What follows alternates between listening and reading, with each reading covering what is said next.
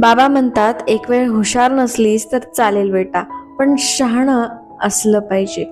लहानपणी मी नेहमी 100% आणायची, बाबांना दाखवायची गर्वाने. पण त्यांनी कधीच छान केलंस असं म्हटलंच नाही. फक्त म्हणायचे, अभ्यास चांगला आहे, पण आजूबाजूला काय चाललंय ते बघायला शिक. माणसं कशी वागतात, काय लपवतात, हेही वाचायला येणं महत्वाचं आहे.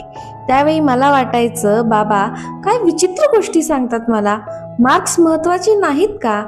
डिग्री महत्वाची नाही का?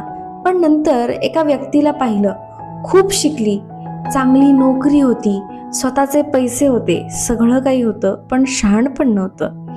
आणि तिच्या आयुष्यात काय झालं? त्यावेळी बाबांचे शब्द खरे पडले.